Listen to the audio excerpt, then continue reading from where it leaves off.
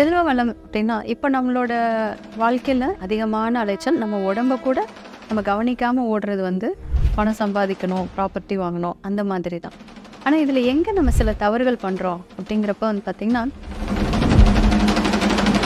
சரராசிகள் அப்படின்னா எந்தெந்த ராசிகள்லாம் சரராசி அந்த தத்துவத்துக்கு அடிப்படையில் வருதுங்க? சரராசி அப்படிங்கிறது மேஷம், கடகம், துலா, மகரம். பொதுவாக இந்த சரராசிகளுடைய தன்மை என்ன அப்படின்னு வந்து பார்த்தீங்கன்னா, அவங்க கிட்ட வந்து ஒரு வேகம் இருக்கும். அடுத்த கட்டத்துக்கு நகர்வதற்கான விஷயங்கள்ல கவனம் செலுத்துவாங்க. இப்போ சரராசியில் பிறந்தவங்க வந்து அவங்க வழிபாட்டு முறை எதை கடைபிடிச்சா அவங்களுக்கு அந்த பண வரவு அதிகரிக்கும்? சரி, இதுக்கு வந்து ஒரு மெத்தட் இருக்கு. இது வந்து எப்படி இருக்கு அப்படின்னு பார்த்தீங்கன்னா, ஸ்திர ராசிகள் அப்படின்னா அதில் என்னென்ன ராசிகள் வரும், எதனால் அது ஸ்திர ராசிகள்னு சொல்கிறாங்க? ஸ்திர ராசிகள் அப்படிங்கிறது ரிஷபம், சிம்மம், விருச்சிகம், கும்பம், இந்த 4 ராசிகளை சொல்லுவாங்க. பொதுவாக ஸ்திரம் அப்படின்னாலே நிலைத்தன்மை அப்படின்னு அர்த்தம். ஒரு விஷயத்துல ரொம்ப நிலையா இருக்கிறது அப்படி. இப்போ இவங்கன்னா வந்து எப்படி இருப்பாங்கன்னா, ஒரு விஷயத்துல முடிவு எடுக்கிறதுக்கு இவங்க ரொம்ப யோசிப்பாங்க. ஸ்திர ராசிகள் அப்படிங்கிறவங்களுக்கு பணம் சேர அவங்க என்ன மாதிரி வழிபாட்டு முறைகள் வைக்கணும், அவங்களுக்கான ஸ்பெஷல் மந்திரம் அப்படின்னா இது என்ன சொல்லலாம்? இவங்க வந்து ரொம்ப தெளிவாக இருப்பாங்க. அதாவது பணம் வாழ்க்கைக்கு எவ்வளோ முக்கியங்கிறதும் நல்லாவே தெரியும், அதை சம்பாதிக்கிறது எவ்வளோ கஷ்டம் அப்படிங்கிறதும் நல்லாவே தெரியும். ஆனால் இவங்க கிட்ட இருக்கிற ஒரு மைனஸ் என்ன அப்படின்னு வந்து பார்த்தீங்கன்னா, இப்போ இறுதியாக உபயராசிகள் அப்படின்னா உபயராசிகள்ங்கிறது எந்தெந்த ராசிகள், அவங்களுடைய குணாதிசயங்கள் பொதுவாக எந்த மாதிரி இருக்கும்? நம்ம ஜாதக கட்டத்தை பார்த்தீங்கன்னா 4 கார்னரில் கட்டங்கள் இருக்கும். மிதுனம், கன்னி, தனுசு, மீனம். இந்த 4 ராசிகளை தான் உபயராசிகள் அப்படின்னு சொல்லுவாங்க. பொதுவாக இந்த உபயராசிகளில் இருக்கிறவங்களுடைய தன்மை என்ன அப்படின்னு பார்த்தீங்கன்னா,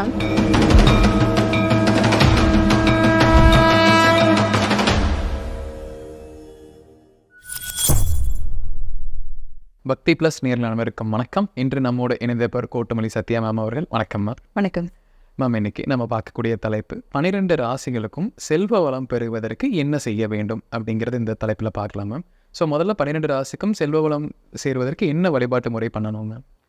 சார், முதல்ல வந்து ஒரு செல்வ வளம் அப்படின்னா இப்போ நம்மளோட வாழ்க்கையில் எல்லாமே நம்ம ஓடுறது வந்து பணத்துக்காக தான் ஓடிட்டுருக்கோம். அதிகமான அலைச்சல், நம்ம உடம்ப கூட நம்ம கவனிக்காமல் ஓடுறது வந்து பணம் சம்பாதிக்கணும், ப்ராப்பர்ட்டி வாங்கணும், அந்த மாதிரி தான். ஆனால் இதில் எங்கே நம்ம சில தவறுகள் பண்ணுறோம் அப்படிங்கிறப்ப வந்து பார்த்திங்கன்னா, இது ராசிகள் வாரியாக சில குண இயல்புகள் இருக்கும் சார். அந்த குண இயல்புகள் நமக்கு பணம் வர்றதுக்கும் வந்த பணம் சேமிப்பில் வந்து அதை நம்ம ஒரு இடத்துல முதலீடு பண்ணுறதுக்கும் ஒரு தடையாக இருக்கும். அப்போ எந்த ஒரு குண இயல்பு அவங்களுக்கு அந்த மாதிரி இருக்குது அப்படின்னு பார்க்கும்போது, ஒவ்வொரு ராசிகளுக்குமே தத்துவ அடிப்படையில் ஒரு சில குணங்கள் இருக்கும். தத்துவம்னா நெருப்பு, நிலம், காற்று, நீர், இந்த மாதிரி. அதே மாதிரி வந்து பார்த்திங்கன்னா தன்மைகள் இருக்குது. சரம், ஸ்திரம், உபயம் இப்படின்னு 3 வித தன்மைகள் இருக்குது. இதுபடியும் அவங்களுடைய குண இயல்புகள் இருக்கும். இப்போ என்ன ஆகும் அப்படின்னா, இந்த செல்வம் இப்போ சில பேர் வந்து பார்த்திங்கன்னா பணம் சம்பாதிக்கிறது எவ்வளோ கஷ்டம்னு அவங்களுக்கு நல்லா தெரியும். ஆனால் அந்த பணத்தை வந்து ரொம்ப பார்த்து சேர்த்து விட்டு வருவாங்க. சென்டிமெண்ட் ஒரு வீக்னஸாக இருக்கும். தனக்கு அன்பு வச்சுருக்கிறவங்க அவங்க ஏதாவது ஒரு விஷயத்தை ரொம்ப லக்ஸூரியஸாக கேட்டாங்க அப்படின்னா உடனே இவங்க வந்து நோ சொல்ல முடியாது. என்ன பண்ணுறாங்கன்னா உடனே வாங்கி கொடுத்துறாங்க. அப்போ இவங்களுக்கு என்ன ஆகுது, சேமிப்பு வந்தாலும் அது ஒரு செலவுக்கு போயிடுது. அப்போ இவங்க அந்த சென்டிமெண்ட் அப்படிங்கிற ஒரு விஷயத்தில் கவனமாக இருந்திருந்தாங்கன்னா இவங்களுக்கு அது தேவை இருந்திருக்கு. சில பேர் வந்து பார்த்திங்கன்னா பணம் வந்து பல வழிகளில் சம்பாதிப்பாங்க சார். டக் டக் டக் டக்குன்னு ப்ராஜெக்ட் மாற்றி பண்ணி சம்பாதிப்பாங்க. ஆனால் இந்த நாள், இந்த நேரம், இந்த நிமிஷம் அந்த ஒரு சேமித்து வைக்கணும் அப்படிங்கிற ஒரு எண்ணம் இருக்காது. அப்போ பார்த்துக்கலாம் அப்படிம்பாங்க. அப்போ இதுவும் அவங்களுடைய பொருளாதார சிக்கலுக்கு ஒரு காரணம். சில பேர் எப்படி இருப்பாங்க அப்படின்னு பார்த்தீங்கன்னா, ஒரு வாய்ப்புகள் வரும்போது எடுக்கலாமா வேண்டாமா இப்படி ஒத்தையார் ரெட்டியாக யோசிச்சுக்குள்ள அந்த வாய்ப்பு கைவிட்டு போயிடுது.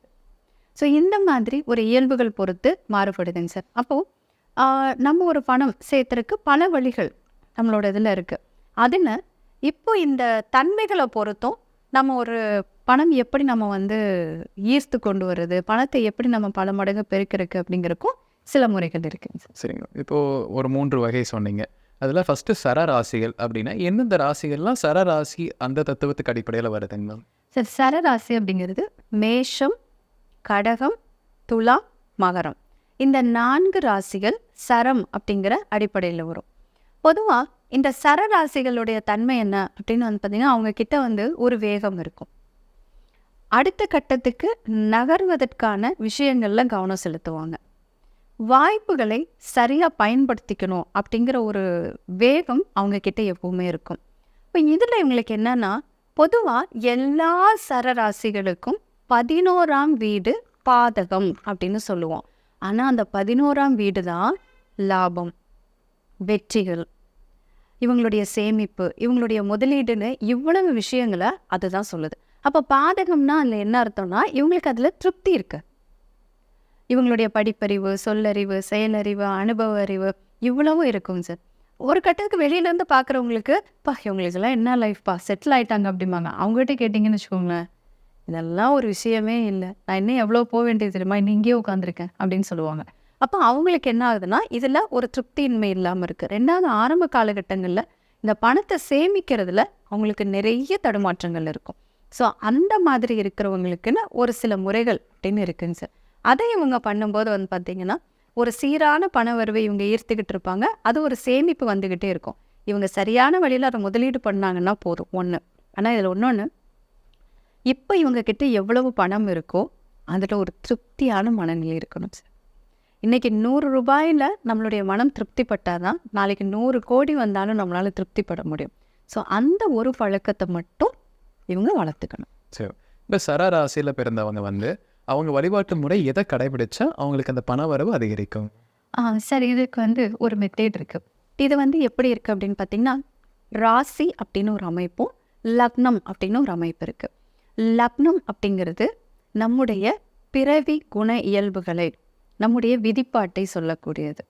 ராசி அப்படிங்கிறது என்னன்னா, நம்முடைய அடிப்படை குணங்கள், நம்முடைய மனதினுடைய தன்மை, நம்மளுடைய கரண்ட் லைஃபுடைய சிச்சுவேஷனை சொல்லுது. சரி, இப்போ வந்து பார்த்திங்கன்னா, இந்த சர ராசியில் இருக்கிறவங்க, அதாவது மேஷம், கடகம், துலாம், மகரம், இது ராசி அப்படிங்கிறதுல பிறந்திருக்கிறவங்களுக்கு இப்போ கரண்ட்டில் வந்து பார்த்திங்கன்னா, எனக்கு வந்து கடன் ப்ராப்ளம் இருக்குது, எனக்கு வெளியிலேருந்து வரல, நான் நிறைய என்னுடைய உழைப்பை போடுறேன், ஆனால் அதுக்குண்டான வருமானம் எனக்கு வரல, எனக்கு பணம் வருது ஆனால் என்னால் சேர்த்த முடியல, அது வர்ற பணம் எனக்கு செலவாயிட்டே போயிட்டுருக்கு. இந்த மாதிரி கரண்ட் லைஃப்பில் நமக்கு பிரச்சனைகள் இருக்குது அப்படின்னா அவங்க இந்த முறையை வந்து ஃபாலோ பண்ணலாம். அதே போல் பாருங்கள், எனக்கு வந்து கரண்ட்டில் எல்லாமே நல்லா இருக்குங்க, ஆனால் எதிர்காலத்துக்கான விஷயங்களை நான் கவனம் செலுத்திட்டுருக்கேன். என் குழந்தைங்களுடைய காலேஜ் படிப்புக்கு விஷயமா, என்னுடைய எதிர்காலம், என்னுடைய தொழிலை நான் வந்து டெவலப் பண்ணணும், அதுக்கு எனக்கு பணம் வேணும், ப்ராப்பர்ட்டி வாங்குறதுக்கு பணம் வேணும், இந்த மாதிரி ஃப்யூச்சர் பிளானிங்காக தான் நான் பணம் சேர்த்துட்ருக்கேன் அப்படின்னு ஒரு இருக்கிறவங்க, மேஷம் லக்னம், கடகம் லக்னம், துலாம் லக்னம், மகரம் லக்னத்தில் பிறந்தவங்க இந்த மெத்தட் ஃபாலோ பண்ணலாங்க சார். சரி, இது என்ன மெத்தட் அப்படின்னா, இது வந்து பார்த்திங்கன்னா கொஞ்சம் ஒரு வித்தியாசமான முறையாக இருக்கும். பொதுவாக நம்ம வந்து சுவாமிக்கிட்ட இருந்து தான் ஒரு பணம் அப்படின்னா ஒரு வழிபாடு இது மாதிரியெல்லாம் பண்ணுவோம். பட் இது வந்து அந்த மாதிரி இல்லைங்க சார். இது வந்து எப்படின்னா, நீங்கள் வாரத்தில் ஒரு நாள் அந்த மாதிரி கூட இந்த முறையை நீங்கள் பண்ணிக்கலாம். இது வந்து என்ன செய்யணும்னா, முதல்ல இந்த பணம் எண்ணணும் அப்படிங்கிறப்போ ஃபஸ்ட்டு நம்முடைய மனநிலை வந்து ஒரு ரிலாக்ஸாக இருக்கணும். இது வந்து ஒரு ஈர்ப்பு விதின்னு கூட நீங்கள் வச்சுக்கலாம். அதாவது ஆன்மீகத்தையும் ஈர்ப்பு விதியும் கலந்து இருக்கக்கூடிய மாதிரியான ஒரு முறை. இப்போ இதில் வந்து முதல்ல நம்ம வந்து அன்னைக்கு நம்ம அந்த ஒரு வாரம் டைம் இருக்கு இல்லைங்களா, அதில் எந்த நாள் நமக்கு வந்து மனம் ரொம்ப ரிலாக்ஸாக இருக்கோ அந்த நாளில் ஒரு முகம்லாம் கழுவிட்டு வந்துட்டு வெண்பட்டு துணி, இது வந்து நாட்டு மருந்து கடையிலலாம் நமக்கு கிடைக்கும். அந்த வெண்பட்டு துணி வாங்கி அது விரித்து வடக்கு பார்த்து நமக்கு உட்காரணும். இது வந்து தரையில் உட்கார்றது ரொம்ப பெஸ்ட்டு. வடக்கு பார்த்து உட்காந்துட்டு நம்முடைய இடது கை இருக்குல்ல, இந்த இடது கையை ஒரு 3 முறை இப்படி தடவி கொடுக்கணும். அந்த 3 முறை மனசுக்குள்ள ஓம் அப்படிங்கிற சொல்ல 3 முறை ஓம் ஓம் ஓம் இப்படின்னு 3 முறை சொல்லிட்டு அதுக்கப்புறமா வந்து பார்த்திங்கன்னா, இந்த பணத்தை வந்து என்னன்னா அப்படியே பணம் எடுத்து கையில் வச்சுக்கணும். நம்மக்கிட்ட எவ்வளோ மட்டும் இப்போ வந்து ஒரு 10,000 ரூபாய் உங்ககிட்ட பணம் சேர்ந்ததுன்னு வச்சுக்கோங்களேன், இந்த மெத்தட் நீங்கள் ஆரம்பித்து பண்ண ஆரம்பிச்சிடலாம். இந்த பணம் எடுத்து கையில் வச்சுட்டு இப்போ நான் சொல்கிற ஒரு மந்திரம் ஒன்று இருக்குது. இந்த மந்திரத்தை வந்து ஒரு 3 முறை சொல்லிவிட்டு இந்த பணத்தை வந்து ரிலாக்ஸாக எண்ணணும். அது எப்படின்னாங்க சார், இப்போ நமக்கு வந்து ஒரு குழந்தை பிறந்திருக்குன்னு வச்சுக்கோங்களேன், நம்ம ஃபஸ்ட்டு அந்த குழந்தைய நம்ம கையில் கொடுக்கும்போது என்ன பண்ணுவோம், அந்த கையெல்லாம் மெதுவாக தொட்டு பார்த்தோம், வலிக்குமோ வலிக்காதான்னு சொல்லி தொட்டு பார்ப்போம் இல்லைங்களா, அந்த மாதிரி அப்படி சாஃப்டாக இந்த அமௌண்ட் வந்து அப்படி ரசித்து கவுண்ட் பண்ணணும் சார். இந்த மந்திரம் 3 முறை. அது என்ன மந்திரம் அப்படின்னா, ஓம் சரமாதா ஜோதிர் ஸ்ரீம் அதியோக கர வசி வசியும் ஐம் ஸ்ரீம் ஸ்வாகா. இதை நம்ம பார்த்து கூட சொல்லிட்டு அமௌண்ட் வந்து நான் சொன்ன முறையில் ஒரு 3 முறை சொல்லிட்டு எண்ணணும் சார். எண்ணி முடிச்சதுக்கப்புறமா இந்த பணம் வந்து நம்ம ரெகுலராக வந்து ஒரு பீரோவில் வைப்போம், ட்ராவில் வைப்போம், ஒரு பேக்கில் வைப்போம் இல்லைங்களா? இது வந்து கொஞ்சம் அதுக்கு ஒரு மாற்றம். ஒரு மூங்கில் கூடை இல்லை அப்படின்னா ஒரு மரப்பெட்டி, அதில் மஞ்சள் துணி விரித்து இந்த பணத்தை வந்து அதில் வைக்கணும். எப்படின்னா விரிச்ச மாதிரி. இப்போ உங்ககிட்ட வந்து எனக்கு 10,000 எல்லாம் இல்லைங்க, என்கிட்ட இப்போ 1000 ரூபாய் தான் இருக்குது, அது எனக்கு ரொம்ப பெரிய அமௌண்ட் அப்படின்னா பரவாயில்லைங்க.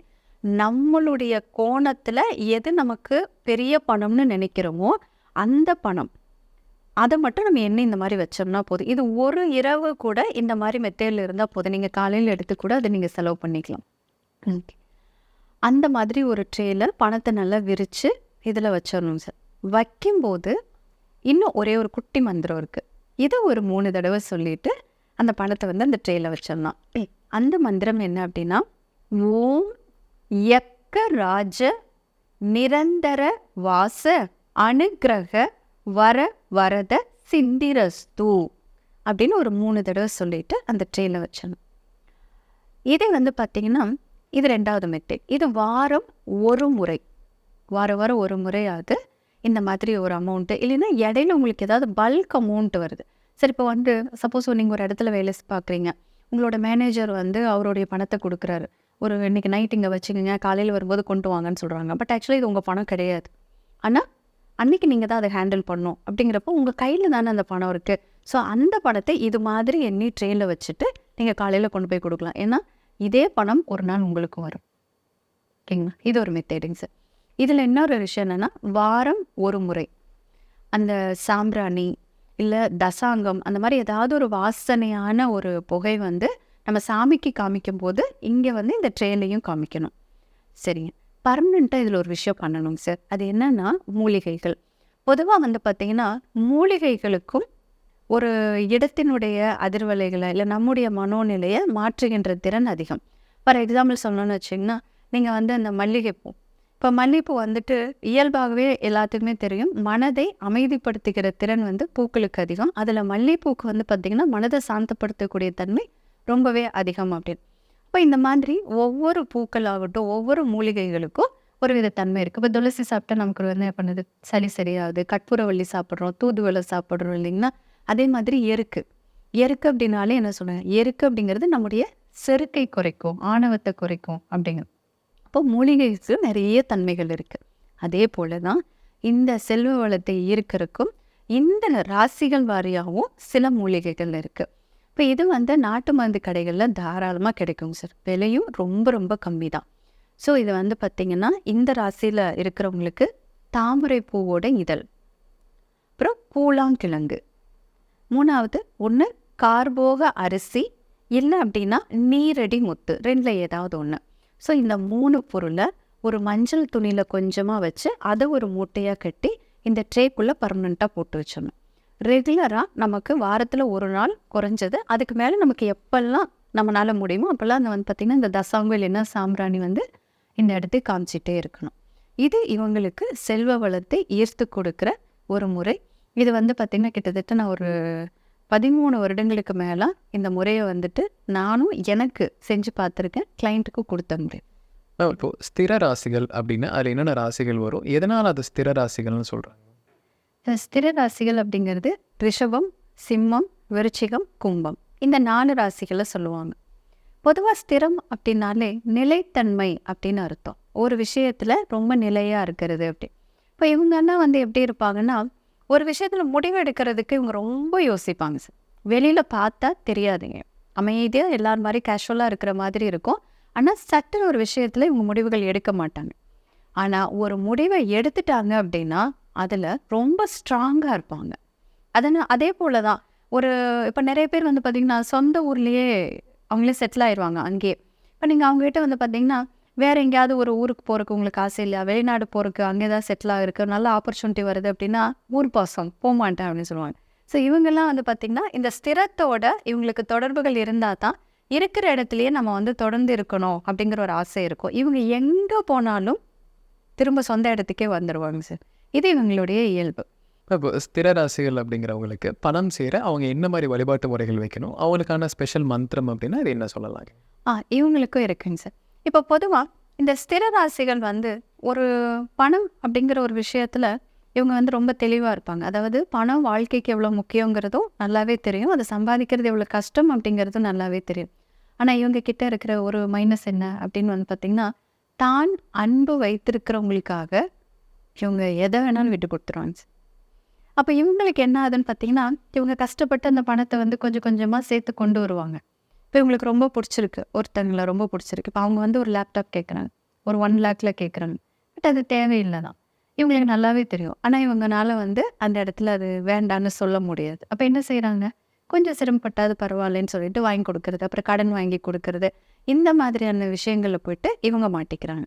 இப்போ இவங்களுக்கு வந்து பார்த்திங்கன்னா இந்த செல்வ வளம் இவங்க ஈவனாக ஈர்க்கணும் அப்படின்னா இந்த மனநிலையும் மாறணும், அதே சமயத்தில் அந்த பணத்தையும் ஈர்க்கணும். அதுக்கு இவங்களுக்கு ஒரு வழிபாட்டு முறை இருக்குது. இதுவும் வந்து பார்த்திங்கன்னா ஆன்மீகமும் ஈர்ப்பு விதியும் கலந்துருக்கிற மாதிரி ஒரு முறை தான். இவங்க வந்து என்ன பண்ணணும் அப்படின்னா, பொதுவாக எல்லாருக்குமே வந்து சொல்கிற ஒன்று, நம்ம பணம் கவுண்ட் பண்ணும்போது சில பேர்த்த பார்த்துருப்போம், அவங்க வந்து அந்த எச்சில் தொட்டு கவுண்ட் பண்ணுவாங்க. ஆக்சுவலாக அது வந்து யாருமே பண்ணக்கூடாது, அது வந்து ஆரோக்கியம் கிடையாது அப்படிங்கிறதுல. இதுலேயே நம்மளுடைய ஆன்மீகத்தில் அந்த மாதிரி விஷயங்கள் செய்யக்கூடாதுன்னு இருக்கு இல்லைங்களா. ஸோ அது பண்ணவே கூடாது, இவங்க கண்டிப்பாக பண்ணக்கூடாது. ரெண்டாவது, இந்த நின்றுட்டு பணம் எண்ணுறது. இப்போ இந்த முறையில் வந்து பார்த்திங்கன்னா நின்றுக்கிட்டே பணம் எண்ணுறது, நடந்துகிட்டே பணம் எண்ணிட்டு போகிறது, அந்த மாதிரி விஷயங்களையும் இவங்க செய்யக்கூடாது. மூணாவது வந்து பார்த்திங்கன்னா வாயில் ஏதாவது ஒன்று போட்டு மென்னுட்டே வந்து கவுண்ட் பண்ணுவாங்க இல்லைங்களா. இந்த மாதிரி பழக்கங்கள் எல்லாம் இவங்க வந்து செய்ய வேண்டாம் அப்படிங்கிறது இதில் இருக்கிற ஒரு விதிகளாக இருக்குது. சரிங்க.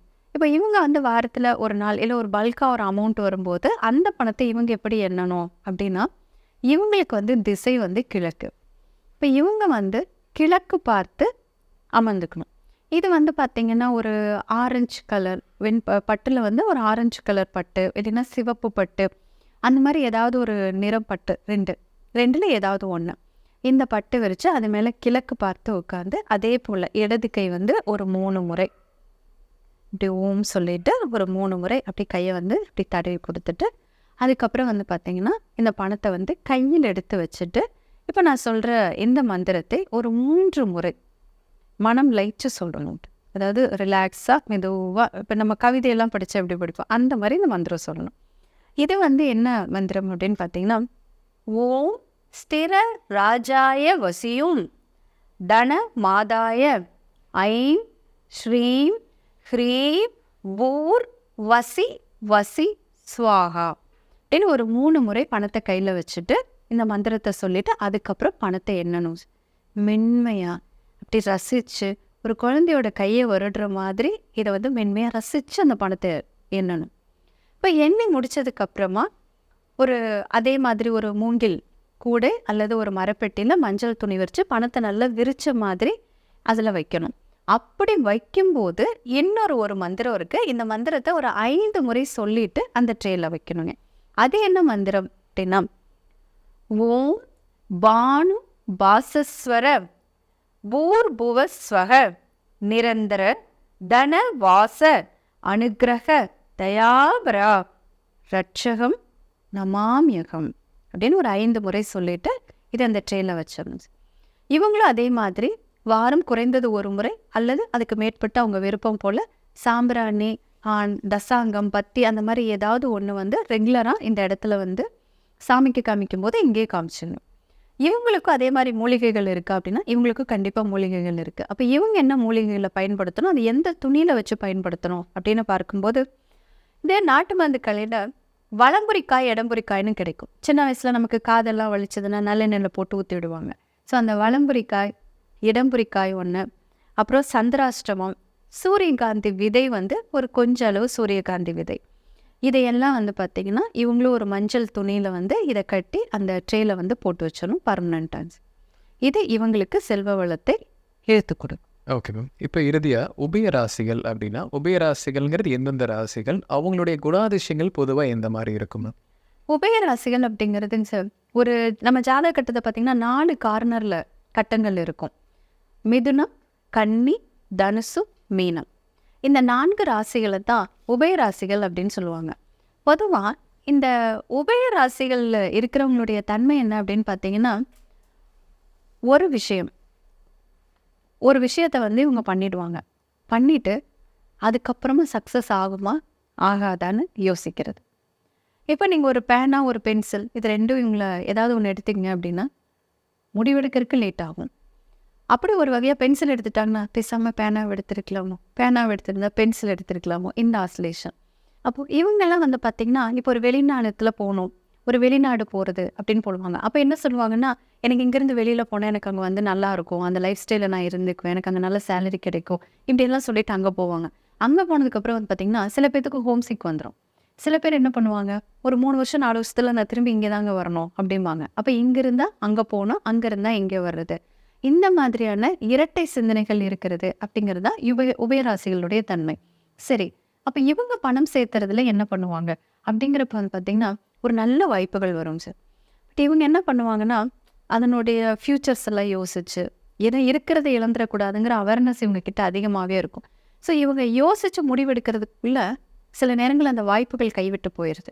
அப்போ அதனால் வரக்கூடிய ஒரு பண வரவு அப்படிங்கிறது நின்று போயிடுது. ரெண்டாவது என்னென்னா, சில நேரங்களில் இவங்களுடைய ஆஃபீஸில் அடுத்த லெவல் போகிறதுக்கு ஏதாவது ஒரு நல்ல ப்ராஜெக்ட் அந்த மாதிரி வரும் இல்லைங்களா, அதுவும் வந்து இந்த ஆசிலேஷன் மைண்ட் செட்னால இவங்க நினைக்கிறது ஒன்றும் இவங்க செய்கிற செயல் ஒன்றுமா மாறி போயிடுது. அப்போ அந்த ஆப்பர்ச்சுனிட்டி கரெக்டாக சக்ஸஸ் ஆகாதனால இவங்க அடுத்த லெவல் போக முடியறதில்ல. மூணாவது, இவங்க பணம் சேர்க்கும் போது என்ன பண்ணுவாங்கன்னா சார், அங்கே எங்கேன்னு எங்கேயாவது இன்வெஸ்ட் பண்ணி வைக்கும்போது சரியாக சில நேரம் யோசிக்க மாட்டாங்க. அப்போ தவறான இடங்களில் கொண்டு போய்ட்டு ஒரு இன்வெஸ்ட் பண்ணும்போது சில நேரம் மாட்டிக்கிறது. அதுக்கப்புறம் வந்து பார்த்திங்கன்னா, இப்போ யாராவது ஒருத்தங்க இதில் பண்ணலாம், இல்லை நீங்கள் போயிட்டு இந்த ஷேர் மார்க்கெட்டில் போடுங்க, இந்த ப்ராடக்ட்டில் போடுங்க, ஏதாவது ஒன்று சொல்லும்போது யோசிச்சுட்டே இருக்கிற கேரக்டர் தான் சார். ஆனால் திடீர்னு வந்து பார்த்திங்கன்னா ஃப்ராக்ஷன் ஆஃப் செகண்டில் ஒன்று பண்ணிவிடுவாங்க. அப்படிங்கிறப்ப என்ன ஆகுதுங்க, இவங்களுடைய பணம் ஒரு இடத்தில் போய் முடங்கிடும். ஸோ இந்த மாதிரி ஒரு மனநிலை இருக்கு இல்லைங்களா, இதை தவிர்த்துட்டு அந்த பணத்தை சரியான சேமிக்கணும். அதே சமயத்தில் வந்து பார்த்திங்கன்னா அது சரியான இடங்களில் முதலீடும் செய்யணும். இதில் இன்னும் ஒரு விஷயம் சொல்லணும். அது என்னன்னு பார்த்திங்கன்னா, இந்த மிதுனம் கன்னி ராசி லக்னங்கள் இருக்கிறவங்களுக்கு பணம் ஒரு அளவுக்கு சேர்ந்து வரும் சார். சேர்ந்து வரும்போது பார்த்திங்கன்னா டக்குன்னு ஒரு செலவு வந்துடும். ஓரளவுக்கு பணத்தை சேர்த்து வருவாங்க, ஒரு பல்க் அமௌண்ட் அப்படின்னு மாறுற ஸ்டேஜில் ஒரு செலவு வந்துடும். அப்போ இவங்களுக்கு என்ன ஆகும், சும்மா சேர்த்து வரும்போது ஒரு சலிப்பு வருது இல்லைங்களா, இது ஒரு மைனஸ். இந்த தனுசுவும் மீனவும் ராசி லக்னங்களில் இருக்கிறவங்களுக்கு என்ன தொந்தரவுனா அக்கௌண்ட்ஸ் மெயின்டெனிங். இவங்க எல்லாத்துக்கும் ப்ராப்பராக அக்கௌண்ட்ஸ் மெயின்டெனிங் பற்றி சொல்லி தருவாங்க சார். அங்கே இன்வெஸ்ட் பண்ணுங்கள், இங்கே இன்வெஸ்ட் பண்ணுங்கள், இதில் போடுங்கன்னு நிறைய ஐடியாஸ் கொடுப்பாங்க. டெய்லி அக்கௌண்ட்ஸ் எப்படி மெயின்டைன் பண்ணுறதுன்னு ஐடியாலாம் கொடுப்பாங்க. ஆனால் பர்சனலாக ஒரு 95% பேருக்கு இவங்களுடைய அக்கௌண்ட்ஸை ப்ராப்பராக மெயின்டைன் பண்ண முடியாது. 2 நாள் பண்ணுவாங்க, அதுக்கப்புறம் பண்ண முடியாது. அப்போது உங்களுக்கு நல்லா தெரியும், ஒரு பணம் சரியான வழியில் சேமித்து முதலீடு பண்ணணும் அப்படின்னா கணக்கு வழக்குகளை முறையாக பராமரிக்கணும் அப்படின்னு. இதுதான் இவங்களுக்கு இருக்கிற சிக்கல். அப்போது இந்த குண இயல்புகள் இவங்க 4 பேர்த்துக்கும் மாறி இவங்க ஈவனாக அந்த பணத்தை ஈர்த்து சரியான இடங்களில் முதலீடு செய்வதற்கு ஒரு பூஜை முறை இருக்கா அப்படின்னா இவங்களுக்கும் கண்டிப்பாக இருக்குது. இதுவும் அதே தான் சார், ஈர்ப்பு விதிகளையும் ஆன்மீகத்தையும் இணைத்த ஒரு முறை அப்படின்னு. சரி, இப்போ இவங்க வந்து என்ன பண்ணணும் அப்படின்னு வந்து பார்த்திங்கன்னா, இவங்க மேற்கு திசை பார்த்து பணம் எண்ணணும். குறைந்தது வாரம் ஒரு முறை, அப்புறம் பல்காக ஒரு அமௌண்ட் வரும்போது அதை இந்த மாதிரி மெத்தேடில் எண்ணணும். இவங்களுக்கு வந்து பணம் எண்ணுறப்போ மனம் ரிலாக்ஸாக இருக்கணும் சார். இவங்க வந்து ஏதாவது சலிப்பு, வெறுப்பு, கோபம், விரக்தி, நிறைய குழப்பமான மனநிலை இந்த மாதிரி இருக்கும்போது இந்த முறையை செய்யக்கூடாது. மனம் நிதானமாக இருக்கும்போது ஒரு சந்தோஷமான மனநிலையில் தான் இவங்க இந்த முறையில் பணம் எண்ணணும். இப்போ இவங்க வந்து என்ன பண்ணணும் அப்படின்னா, ஒரு இடது கை மேலே வலது கை வைத்து 5 முறை ஓம் சொல்லணும். அதாவது மூச்சை நல்லா இழுத்துட்டு கொஞ்ச நேரம் நம்மளை ரிலாக்ஸ் பண்ணிவிட்டு அதுக்கப்புறம் ஒரு 5 முறை இவங்க இந்த மாதிரி ஓம் சொல்லணும். அதுக்கப்புறம் வந்து பார்த்திங்கன்னா பணத்தை எடுத்து கையில் வச்சுட்டு இப்போ நான் சொல்கிற இந்த மந்திரத்தை ஒரு 3 முறை இதை சொல்லணும். இப்போ இது என்ன மந்திரம் அப்படின்னு பார்த்தீங்கன்னா, ஓம் உபயராஜர் உப தேவதாப்யோ சர்வ அனுகூல ரக்ஷகம் தன ஐம் ஸ்ரீ வசி ஸ்வாகா அப்படின்னு ஒரு 3 முறை சொல்லிட்டு அதுக்கப்புறம் அதே மாதிரி தான் ஒரு குழந்தையினுடைய கைவிரல் பிடிக்கிற மாதிரி ஒரு பணத்தை மென்மையாக எண்ணணும். எண்ணி முடிச்சதுக்கப்புறம் அதே போல் மூங்கில் கூடை அல்லது ஒரு மரப்பெட்டியில் மஞ்சள் துணி வச்சு இந்த பணத்தை வந்து விரித்து வைக்கணும். அப்படி விரித்து வைக்கும்போது இப்போ அடுத்து சொல்கிற மந்திரத்தை அதே மாதிரி ஒரு 3 முறை சொல்லிட்டு வைக்கணும். இப்போ இது என்ன மந்திரம் அப்படின்னு பார்த்தீங்கன்னா, ஓம் ஸ்ரீம் ஸ்ரீம் ஐம் ஸ்ரீம் அதியோக விருட்ச தன சித்தினே நமஸ்துப்யம் இப்படி சொல்லிட்டு வச்சோம். இவங்களும் அதே மாதிரி வாரம் ஒரு முறையாவது அந்த சாம்பிராணி அல்லது தசாங்கம் அந்த மாதிரி புகை வந்து அந்த வாசம் உள்ள ஒரு புகை வந்து சாமிக்கு காட்டும்போது இங்கேயும் காட்டிடணும்.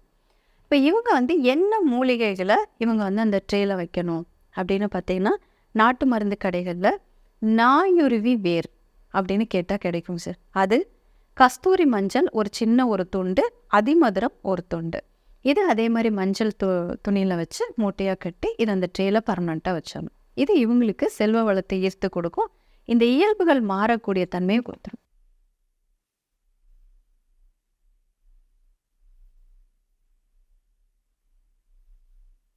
நன்றி.